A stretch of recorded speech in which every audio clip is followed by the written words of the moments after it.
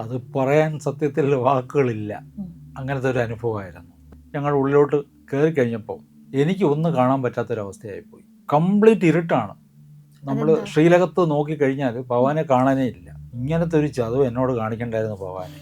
ഇന്ന് കുചേലദിനത്തിൻ്റെ അന്ന് പ്രത്യേകത എന്ന് വെച്ചാൽ ഭഗവാന്റെ ഭക്തന്മാരെ കനിഞ്ഞ് അനുഗ്രഹിക്കുന്ന ഒരു ദിവസം കൂടിയാണ്. അപ്പോൾ അന്നത് കാണാൻ പറ്റിയെന്ന് പറയുമ്പോൾ നമുക്ക് ധാരാളം പ്രയാസമായിപ്പോയി. ആ സീനിയർ സിറ്റിസൻ്റെ ക്യൂവിൻ്റെ അടുത്ത് വന്നപ്പം എനിക്ക് ആ ക്യൂ ആണോന്നൊരു സംശയമായിരുന്നു. അപ്പോൾ ഞാൻ അവിടെ നിന്ന് സെക്യൂരിറ്റിക്കാരനോട് ചോദിച്ചു, ഇത് എന്തിൻ്റെ ക്യൂ ആണെന്ന് ചോദിച്ചപ്പോൾ അദ്ദേഹം തട്ടി കയറി പറഞ്ഞു, ഇത് തൊഴാനുള്ള ക്യൂ ആണെന്ന് പറഞ്ഞു. അതുപോലെ ഇങ്ങനെ റോളായിട്ടാണ് കയ്യിൽ നിന്ന് വന്നത്. നമുക്ക് തൊഴാനും പിടിക്കാനും ഒന്നും പറ്റാത്തൊരവസ്ഥയായി പോയി. കാര്യം കൈയും കാലും പറിച്ചു പോയി. എന്ത് ചെയ്യണമെന്ന് അറിയാത്തൊരു നിസ്സഹായാവസ്ഥയിലായി പോയി.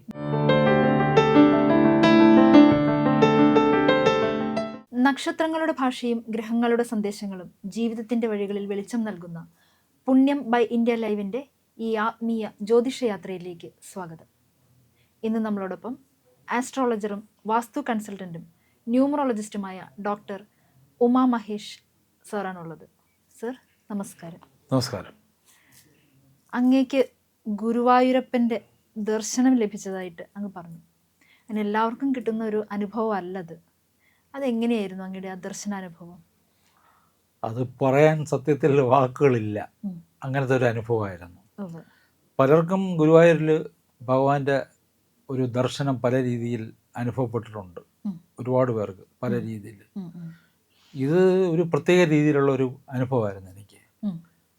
അതായത് കഴിഞ്ഞ കുചേല ദിനത്തിൻ്റെ അന്ന് ഞാനും എൻ്റെ ഒരു സുഹൃത്തുമായിട്ട് ദർശനം നടത്താൻ പോയതാണ്. അന്ന് നല്ല തിരക്കായിരുന്നു. അപ്പോൾ അത് കാരണം ഞങ്ങൾ നെയ്വിളക്കിൻ്റെ ടിക്കറ്റ് എടുത്തു. എല്ലാവർക്കും അറിയാം, ഗുരുവായൂർ ദർശനം നടത്തുന്നവർക്കെല്ലാം അറിയാവുന്നൊരു കാര്യമാണ് നെയ്വിളക്കിൻ്റെ ടിക്കറ്റ്. 1000 രൂപയുടെ ഒരു ടിക്കറ്റാണ്. അപ്പോൾ നമുക്ക് കൂടുതൽ സമയം ക്യൂവിൽ നിൽക്കാതെ അകത്ത് പോയി തൊഴാൻ പറ്റുന്നൊരു ദർശനത്തിൻ്റെ ടിക്കറ്റാണ്. അപ്പോൾ അതെടുത്ത് ഞങ്ങൾ ഉള്ളിൽ ചെന്നപ്പോൾ തന്നെ അവിടെയും കുറച്ച് വലിയ ക്യൂ ആയിരുന്നു. അവിടെ കുറേ സമയം നിന്നതിന് ശേഷം ഞങ്ങൾ ഉള്ളിലോട്ട് കയറി കഴിഞ്ഞപ്പോൾ എനിക്ക് ഒന്നും കാണാൻ പറ്റാത്തൊരവസ്ഥയായിപ്പോയി. എനിക്കും എൻ്റെ സുഹൃത്തിനും, ഞങ്ങൾ രണ്ടുപേർക്കും ഒന്നും കാണുന്നില്ല. ആ സമയത്ത് കംപ്ലീറ്റ് ഇരുട്ടാണ്. നമ്മൾ ശ്രീലകത്ത് നോക്കിക്കഴിഞ്ഞാൽ ഭഗവാനെ കാണാനേ ഇല്ല. പൂർണ്ണമായി ഇരുട്ട്, കൂരിട്ട് അങ്ങനെയാണ്. നമ്മൾ തൊഴാൻ പോയതാ. ഇത് കണ്ടപ്പോൾ തന്നെ എനിക്ക് അങ്ങ് ഹൃദയം പൊട്ടിപ്പോയി. കാണാൻ കഴിഞ്ഞില്ലല്ലോ എന്നുള്ളൊരിത്. എല്ലാവരും അവിടെ പോകുന്നത് ഭഗവാനെ ഒരു നോക്ക് കാണാൻ വേണ്ടിയാണ്. ഇത് കാണാൻ പറ്റാതെ ഇപ്പോൾ ഭയങ്കരമായിട്ട് അങ്ങ് ഇത് കണ്ണിൽ കൂടെ അങ്ങ് വെള്ളം വന്നു പോയി. അങ്ങനെ അത് മാത്രമല്ല, നമ്മളവിടെ നിന്ന് തൊഴുമ്പോൾ സെക്യൂരിറ്റിക്കാരുണ്ട്, നമ്മളെ നിർത്തത്തുമില്ല. അവർ നമ്മളെ മുന്തിത്തള്ളി വിടും. അങ്ങനെ ഈ ഒരു നിരാശയിൽ ഞങ്ങൾ സൈഡിലോട്ട് പോയി നിന്നിട്ട് ഞാൻ ഭഗവാനോട് കരഞ്ഞുകൊണ്ട് പറഞ്ഞ്, ഇങ്ങനത്തെ ഒരു ചതവ് എന്നോട് കാണിക്കണ്ടായിരുന്നു ഭഗവാനെ. ഞങ്ങൾ ദൂരെ നിന്ന് വരുന്നവരാണ്. ഭഗവാനെ തൊഴാൻ വേണ്ടി 1000 രൂപ ടിക്കറ്റ് എടുത്ത് വന്ന് തൊഴാൻ നിന്നതാണ്. എന്നിട്ടും കാണാൻ പറ്റിയില്ല. ഒരുപാട് പേര് ഇങ്ങനെ വന്ന് കാണുന്നുണ്ട്. അവർക്കും കാണാൻ പറ്റുന്നില്ലല്ലോ, എനിക്കും കാണാൻ പറ്റുന്നില്ല. ഇത് എന്ത് പറ്റി, എന്നോട് എന്തിനാണ് ഇങ്ങനെ കാണിച്ചതെന്ന് പറഞ്ഞ് ഞാൻ ഹൃദയം പൊട്ടി അങ്ങ് വിഷമിച്ചു പോയി, സത്യം പറഞ്ഞാൽ. അപ്പോൾ എൻ്റെ കൂടെ നിന്ന സുഹൃത്ത് പറഞ്ഞാൽ അത് വിഷമിക്കേണ്ട, ആ സമയത്ത് ഭഗവാനെ കുളിപ്പിച്ചുകൊണ്ടിരിക്കുന്നത് കൊണ്ടാണ് കാണാൻ പറ്റാത്തത്. ഒരു ചെറിയൊരു വിളക്കിൻ്റെ പ്രകാശത്തിൽ ചിലർക്ക് കണ്ടു കാണും, അങ്ങ് കണ്ടു കാണത്തില്ല. അതുകൊണ്ടാണ് ഞാൻ പറഞ്ഞ. എന്നാലും എനിക്ക് കാണാൻ പറ്റിയില്ല, ദർശനം കിട്ടിയില്ല. ഇന്ന് കുചേലദിനം കൂടിയായിരുന്നു. ഇന്ന് കുചേലദിനത്തിൻ്റെ അന്ന് പ്രത്യേകത എന്ന് വെച്ചാൽ ഭഗവാന്റെ ഭക്തന്മാരെ കനിഞ്ഞ് അനുഗ്രഹിക്കുന്ന ഒരു ദിവസം കൂടിയാണ്. അപ്പോൾ അന്നത് കാണാൻ പറ്റിയെന്ന് പറയുമ്പോൾ നമുക്ക് ധാരാളം പ്രയാസമായിപ്പോയി. അപ്പോൾ അങ്ങനെ ഞാൻ ആ ഉള്ളിൽ ഗണപതി ഭഗവാന്റെ വിഗ്രഹം ഇരിക്കുന്നതിന് അടുത്തായിട്ടുള്ള ആ ഭാഗത്ത് നിന്നുകൊണ്ടാണ് കരഞ്ഞു പറഞ്ഞത്. അപ്പോൾ ഇതേ എന്നെ സമാധാനപ്പെടുത്തി. എൻ്റെ ഈ ശബ്ദം കേട്ട് മറ്റുള്ളവരും ചോദിച്ചെന്താണ്. ഞാൻ പറഞ്ഞു, കാണാൻ പറ്റിയില്ല. ഇങ്ങനെ അത് കാണാൻ പറ്റാത്തത് വേറൊന്നുമല്ല, ഇങ്ങനെ ഭഗവാൻ സ്നാനം ചെയ്തുകൊണ്ടിരിക്കുന്ന സമയമായതുകൊണ്ട്, ഇരുട്ടായതുകൊണ്ടായിരിക്കും. പലർക്കും കാണാൻ പറ്റിയിട്ടില്ല. ഞാൻ പറഞ്ഞു, പലർക്കും കാണാൻ പറ്റാത്ത പോലെയല്ല, ഞാൻ ഭഗവാന്റെ ഒരു ഭക്തനാണ്, എനിക്ക് കാണാൻ പറ്റാത്തൊരു വിഷമമുണ്ടെന്ന്. അങ്ങനെ പ്രാർത്ഥിച്ചു. സൈഡിൽ നിന്ന് കരഞ്ഞുകൊണ്ട് ഞാൻ പുറത്തിറങ്ങി കഴിഞ്ഞ് ഇദ്ദേഹം പറയും, നമുക്കൊരു കാര്യം ചെയ്യാം, സീനിയർ സിറ്റിസൻ്റെ ക്യൂവിൽ പോയി നമുക്ക് നിൽക്കാം. അത് വൈകിട്ടേ ഉള്ളൂ, നമുക്ക് വൈകിട്ട് അതിനകത്ത് കാണാം. ഇനി 1000 രൂപയുടെ ടിക്കറ്റ് എടുക്കണ്ടല്ലോ, അതിനകത്ത് നിൽക്കാമെന്ന് പറഞ്ഞ് അങ്ങനെ ഞങ്ങൾ വൈകിട്ട് വന്നു. സീനിയർ സിറ്റിസൻ്റെ ക്യൂവിൻ്റെ അടുത്ത് വന്നപ്പം എനിക്ക് ആ ക്യൂ ആണോന്നൊരു സംശയമായിരുന്നു. അപ്പോൾ ഞാൻ അവിടെ നിന്ന് സെക്യൂരിറ്റിക്കാരനോട് ചോദിച്ചു, ഇത് എന്തിൻ്റെ ക്യൂ ആണെന്ന് ചോദിച്ചപ്പോൾ അദ്ദേഹം തട്ടി കയറി പറഞ്ഞു, ഇത് തൊഴാനുള്ള ക്യൂ ആണെന്ന് പറഞ്ഞു. ഇത് പറഞ്ഞു തീരുകയും ഞങ്ങൾ തിരികെയും ഒരു ചെറുപ്പക്കാരൻ തൊട്ടടുത്ത് നിന്നുകൊണ്ട് ഞങ്ങളെ കൈ കാണിച്ചു. അപ്പോൾ ഞാൻ ചോദിച്ചു എന്നെയാണെന്ന്. വീണ്ടും കൈ കാണിച്ചു ഇങ്ങനെ, ഇടത് കൈ കൊണ്ടാണ് ഇങ്ങനെ ചോദിച്ചത്. ഒരു ചെറുപ്പക്കാരനാണ്, നല്ല ഇതായിട്ട് ഷർട്ട് തോളത്തിട്ടിട്ടുണ്ട്. ഞാൻ അടുത്ത് നിന്ന് ഞാൻ വിചാരിച്ച് എന്തോ വഴി വല്ലതും ചോദിക്കാനായിരിക്കും വിളിച്ചതെന്നാണ് വിചാരിച്ചത്. അപ്പോൾ ചിരിച്ചുകൊണ്ട് ചോദിച്ച് നിങ്ങൾ എത്ര പേരുണ്ടെന്ന് ചോദിച്ചു. ഞാൻ പറഞ്ഞു ഞങ്ങൾ 2 പേര്. എന്താണെന്ന് ചോദിച്ചു. അതെ, എൻ്റെ അടുത്ത് 2 ടിക്കറ്റ് അധികം എനിക്ക് കിട്ടി. ഞാൻ ചോദിച്ചു 2 ടിക്കറ്റ് ഇങ്ങനെ മനസ്സുകൊണ്ട് ഇങ്ങനെ ചോദിച്ചു. അതെ, 2 ടിക്കറ്റ് ദർശനത്തിൻ്റെ ടിക്കറ്റാണ്, നിങ്ങൾ പോയി തൊഴുതോളൂ എന്ന് പറഞ്ഞു. അപ്പോഴേ എനിക്ക് കൈകാലം പറയാൻ തുടങ്ങി. ആരെങ്കിലും വെറുതെ ഇങ്ങനെ 2 ടിക്കറ്റ് കൊണ്ട് തരുമോ? അതവിടെ ഒരാൾ കാത്തു നിന്നിട്ട് നമ്മളെ തിരക്കി നിന്നിട്ട് വിളിച്ച് തരുന്നത് പോലെ. അപ്പോൾ ഇദ്ദേഹം വല്ലാണ്ടായി പോയി. 1000 രൂപയുടെ 2 ടിക്കറ്റ് കൊണ്ട് ഒരാൾ തരുവാന്ന് വെച്ചാൽ ഭയങ്കര സംഭവമില്ലേ. അപ്പോൾ അദ്ദേഹം പറഞ്ഞു പോയി തൊഴുതോളൂ എന്ന് പറഞ്ഞു. അപ്പോൾ ഞാൻ ഈ പൈസ എങ്ങനെ കൊടുക്കുന്നതെന്ന് ആലോചിച്ചിട്ട് 1000 രൂപയുടെ ടിക്കറ്റ് ഇല്ലേ, പൈസയുടെ കാര്യം പറഞ്ഞപ്പോൾ അദ്ദേഹം പറഞ്ഞ് ചിരിച്ചുകൊണ്ട് പറഞ്ഞ് ഇത് സ്പെഷ്യൽ ദർശൻ ടിക്കറ്റാണ്, നിങ്ങൾക്ക് നന്നായിട്ട് തൊഴാൻ കഴിയും, പോയി പ്രാർത്ഥിച്ചോളൂ എന്ന് പറഞ്ഞു.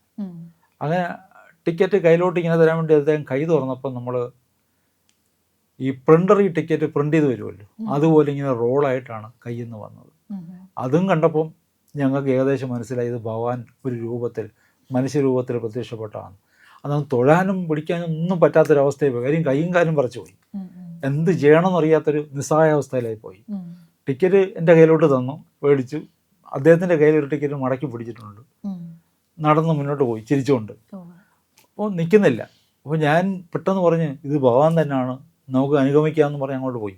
പെട്ടെന്ന് നടന്ന് അവിടെ സൈഡിൽ ദേവിയുടെ നടയുണ്ട്, ഭഗവതി നട, അതിനകത്തോട് നമുക്ക് കയറാം. അപ്പോൾ അതിനകത്ത് പുള്ളി പ്രവേശിച്ചു. ഞങ്ങളും തൊട്ട് പുറകെ പോയി അകത്തോട്ട് കയറുകയും പിന്നെ അങ്ങനെ ഒരാളെ അവിടെ കണ്ടിട്ടേ ഇല്ല. അങ്ങനെ ഒരാൾ അവിടെ അങ്ങുമില്ല, അപ്രത്യക്ഷമായി. ഇതുകൂടെ കണ്ടപ്പോൾ ഞങ്ങൾക്ക് ആപ്പാടേതായി പോയി, മനസ്സിലായി ഭഗവാൻ തന്നെ എന്നുള്ളത്. അപ്പോൾ ആലോചിച്ച് രാവിലത്തെ ആ ഒരു പ്രാർത്ഥന കേട്ടതാണ് ഭഗവാനെ. ഇത്രയും ആളുകൾ ഇവിടെ നിന്ന് പ്രാർത്ഥിക്കുകയും ഉപവസിക്കുകയും അതുപോലുള്ള വഴിപാടുകളും കാര്യങ്ങളൊക്കെ നടത്തിയിട്ടേ അവർക്കൊന്നും കിട്ടാത്തൊരു അനുഭവം നമുക്ക് കിട്ടിയില്ലെന്ന് വെച്ചപ്പോൾ ഞാൻ കരഞ്ഞു പോയി. അതുകൊണ്ട് അത്രത്തോളം വിഷമമായിപ്പോയി. അങ്ങനെ ഞങ്ങൾ നടന്ന് 1000 രൂപയുടെ ക്യൂ ഉണ്ട്. അവിടോട്ട് ചെന്നപ്പോഴും ആൾ കുറവാണ്. അപ്പോൾ ആ ക്യൂവിൽ ഞങ്ങൾ വീണ്ടും നോക്കി ഇദ്ദേഹം അവിടെ വല്ലതും ഉണ്ടോ എന്ന്. അങ്ങനെ ഒരാളെ അവിടെ ഇല്ല. അങ്ങനെ ഞങ്ങൾ അകത്തോട്ട് കയറുകയും കറക്റ്റായിട്ട് ഒരു അശരീരി പോലെ തോന്നി. അവിടെ നിൽക്കുമെന്ന് പറഞ്ഞുള്ളൊരു വിളി പോലെ തോന്നി. അങ്ങനെ സോപാനമല്ല, ഉള്ളിലോട്ട് കയറുന്ന മെയിൻ വാതിലിലോട്ട് കയറി കഴിഞ്ഞപ്പം ദീപാരാധനയ്ക്കുള്ള സമയമായി. കൃത്യമായിട്ട് ദീപാരാധന. ഞങ്ങളുടെ മുന്നിൽ എന്ന ആളുമില്ല, ഒരു മനുഷ്യരും ഇല്ല. വിശാലമായിട്ട് നന്നായിട്ട് തൊഴാൻ പറ്റിച്ചു. നന്നായിട്ട് എന്ന് വെച്ചാൽ നന്നായിട്ട് കൺകുളിരെ അങ്ങ് തൊഴുതു. കണ്ണിൽ കൂടെ വെള്ളമാണ് വന്നത്. ആ ഒരു ഇതുകൊണ്ട്. അത് മാത്രമല്ല, അന്നത്തെ അവതാരത്തിൽ കുചേലൻ്റെ കൈ പിടിച്ച് നിൽക്കുന്ന ഒരു അവതാരമായിട്ടാണ് ഞങ്ങൾക്ക് കാണാൻ കഴിഞ്ഞത്. ആരും ഒരു സെക്യൂരിറ്റിക്കാരെ ഞങ്ങളെ പിടിച്ച് മാറ്റുകയോ ഒന്നുമില്ലായിരുന്നു. ഒരുപാട് നേരം നിന്ന് തൊഴുകയും ചെയ്തു. ഞങ്ങൾ തന്നെ ആലോചിച്ചത് ഇത്രയും തിരക്കൊന്നും ഇങ്ങനെ ആളില്ലാത്തൊരവസ്ഥ വരത്തില്ല കുചേല ദിനമായിട്ടും. പക്ഷെ ആരും വരുന്നില്ല ഞങ്ങളുടെ മുന്നിലോട്ടും പുറകിലോട്ടും ആളില്ല. നന്നായിട്ട് തൊഴുതു. എന്നിട്ട് പിന്നെ കുറേ ആളുകൾ വരാൻ തുടങ്ങി. ഞങ്ങൾ തൊഴുത് സന്തോഷത്തോടെ നീങ്ങുന്ന സമയത്ത് പറഞ്ഞ് കുചേലനെ കൈ പിടിച്ച് നിൽക്കുന്നൊരു അവതാരമാണല്ലോ നമ്മൾ കണ്ടതെന്ന് പറഞ്ഞപ്പോൾ പുറകിൽ നിന്ന് വന്ന ആൾ പറഞ്ഞ് കുചേലനോ എന്ന് ചോദിച്ചു. ഞാൻ പറഞ്ഞ കുചേലൻ അങ്ങനൊന്നുമില്ല, ഭഗവാൻ മാത്രമാണല്ലോ നിന്നെ. അപ്പോഴും ഭഗവാന്റെ ഒരു ലീലാവിലാസമായിരുന്നു. കുചേല ദിവസത്തിൽ തന്നെ കുചേലന്റെ കൈ പിടിച്ചു നിൽക്കുന്ന ഭഗവാനെ കാണാൻ സാധിച്ചു. അത് മാത്രമല്ല, എന്നെ അത്ഭുതപ്പെടുത്തിയ കാര്യം വരുന്നില്ല. ഞാൻ ഭക്തനാണെങ്കിലും മറ്റുള്ളവർ അത്രയുള്ള ഭക്തനൊന്നും അല്ല ഞാൻ. ഇതിനേക്കാൾ അവിടെ വന്ന് എല്ലാം ത്യജിച്ച് നിൽക്കുന്ന ആൾക്കാരുണ്ട് ഭഗവാന്റെ. അവർക്ക് കാണാൻ പറ്റാത്തത് നമുക്ക് കാണാൻ പറ്റുന്ന കഴിഞ്ഞപ്പം നമ്മളെന്തോ മുൻജന്മ സുഹൃതത്തിലാണ് കിട്ടിയത്. അതിലുപരിയായിട്ടെന്ന് വെച്ചാൽ ഈ ഭഗവാൻ ദർശനം ഇങ്ങനെയൊക്കെ കൊടുക്കുന്ന അത്ഭുത കഥകൾ ഞാൻ കേട്ടിട്ടുണ്ട്. പക്ഷെ ഈ 2 പേർക്ക് ഒരുമിച്ച് ഒരേ സമയത്ത് കിട്ടിയെന്ന് വെച്ചാൽ ഇങ്ങനെ ആർക്കും ഉണ്ടായിട്ടില്ലെന്നാണ് എനിക്ക് തോന്നുന്നത്.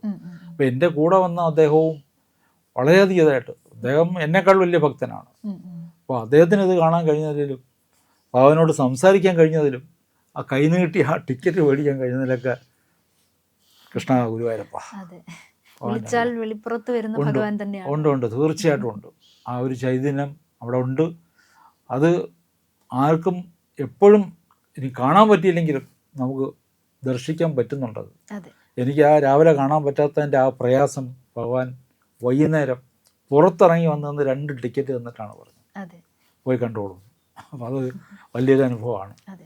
അപ്പോൾ ഈ ഒരു അനുഭവം നമ്മുടെ പ്രേക്ഷകർക്ക് കൂടി പങ്കുവയ്ക്കുകയാണ്. ഓ നമോ ഭഗവതേ വാസുദേവായ. ഭഗവാനെ.